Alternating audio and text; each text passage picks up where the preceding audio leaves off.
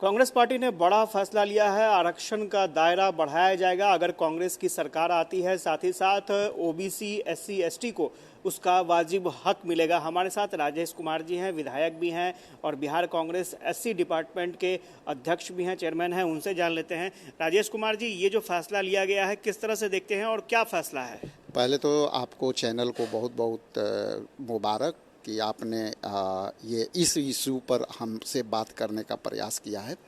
देखिए, ये स्पष्ट है देश में और इसकी चिंगारी बिहार से शुरू हुई और बिहार में आपको याद होगा कि जो है हम लोगों ने मांग रखा था कि साहब आप बिहार विधानसभा में आप इसकी मुद्दा को लाए और एसटी एससी ओबीसी और ये चूँकि जनगणना जरूरी है और 2011 के बाद जनगणना हो नहीं रही थी, तो लोगों को जो पिछले पंक्ति के लोगों को कैसे लाभ मिले, योजना में उनको कैसे और बढ़ोतरी हो, किनके लिए स्कीम बनानी है, तो ये महत्वपूर्ण थी।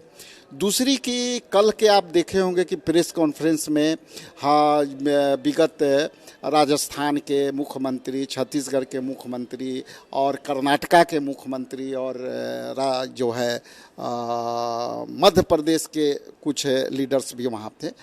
हमारे नेता ने स्पष्ट कहा है कि साहब एसटी एससी ओबीसी को जो है हम आरक्षण देंगे और यदि हमारी सरकार, भारत सरकार में यदि केंद्र में भी हमारी सरकार आएगी तो पूरे देश में हम इसकी जनगणना करा करके और जो है इसको हम लोगों को वाजिब हक दिलाएंगे। अब एक बात आती है कि ये अब विगत आने वाला जो चुनाव है 4 राज्यों में, स्पष्ट है कि हमारी सरकार यदि आएगी वहाँ तो वहाँ पे जातीय जनगणना होगी। हमारे नेता ने बहुत पुरजोर तरीका से इन लोगों के हक और अधिकार के लिए कहा है। अब ये समझने वाली बात है 2 बात कि महिला आरक्षण बिल के आप जिस तरह से पारित हुआ, लेकिन हमारे नेता ने और भारतीय राष्ट्रीय कांग्रेस पार्टी ने और प्रदेश अध्यक्ष ने भी कहा यहाँ पे कि साहब आप जातीय जनगणना तो आप उसको भी कर लो, उसमें एसटी एससी ओबीसी को क्यों छोड़ रहे हैं, उसमें कहीं ना कहीं लैक है, उसको भी आप करिए। अब महिला का आरक्षण बिल तो आपने पारित करा दिया, लेकिन कब लागू होगा ये सवाल है आपके चैनल के माध्यम से कि आप कब लागू करेंगे, वो भी कर दीजिए। अब उसको कह रहे हैं कि हम डिमिलेशन करेंगे, गणना करेंगे, तब करेंगे, तो इसी में करा दो ना। आपकी सरकार है, भारत सरकार, आप सक्षम हैं, आपकी अपार बहुमत है, आप बिल पारित कर करके अभी करा दीजिए।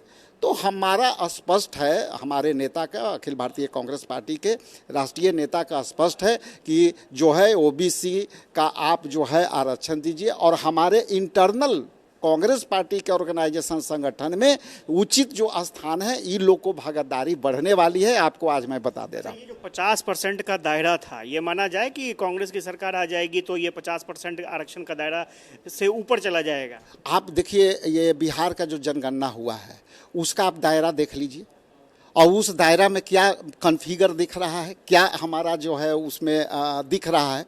तो इसमें स्पष्ट है कि दायरा, जो आपने कहा, सही सवाल किया कि दायरा, तो दायरा जिसके जितनी भागीदारी उसकी उतनी हिस्सेदारी। तो जब हिस्सेदारी देना है तो दायरा तो नेचुरल है, हम बात कर ही रहे हैं कि जिसका जितना ही भागीदारी होगी उनको उतना हम हिस्सेदारी देंगे, चाहे वो किसी भी वर्ग को हो। ऐसा नहीं है कि जातीय जनगणना हो रहा है तो एसटी एससी ओबीसी के लिए होगा।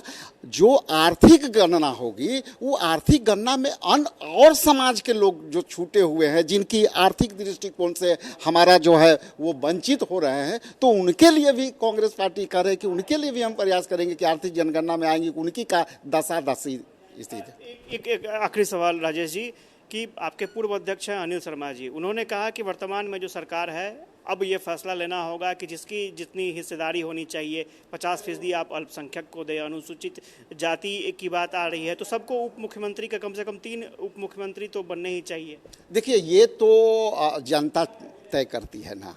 हम लोग तो जनता के जीते हुए प्रतिनिधि हैं, तो जनता कैसा भागीदारी देती है, उनको कैसा अपील होता है, अभी के तो पूरे देश में एक चर्चा तो आ गई है और लोगों ने इसको महसूस किया है कि ये काम तो सही है। और जो लोग भी हैं जिनकी बातें हो रही है कि जिनकी जितनी संख्या होगी उसी हिसाब से, उसी अनुपात से, उसी परसेंटेज से उनकी हिस्सेदारी देंगे। अब वो हिस्सेदारी में सभी निहित है, सभी निहित है। क्या मंत्रिमंडल में भी कुछ फेरबदल होना चाहिए? नहीं, देखिए ऐसा नहीं है। इस विषय मेरा विषय नहीं है। मेरा विषय यह है कि बिहार प्रदेश कांग्रेस कमेटी अनुसूचित जाति विभाग का आज एग्जीक्यूटिव कमेटी का बैठक है और ये नए सिरे से जो है देश में एक चर्चा हो गई। अभी हमने पिछले 8 तारीख को मैं नेशनल एग्जीक्यूटिव कमेटी का मेंबर भी हूँ एससी डिपार्टमेंट, वहाँ विस्तार से चर्चा हुआ है और वहाँ पे दलित थिंक टैंक्स और जो है माइनॉरिटी थिंक टैंक्स, आपका जो है अनुसूचित जनजाति के थिंक टैंक बैठ करके सब सारा प्रारूप तैयार करें। ये मेरी सौभाग्य है कि वो प्रारूप जब तैयार हो रहा था तो जेएनयू के बहुत से लोग आए थे और बिहार से एकमात्र मैं था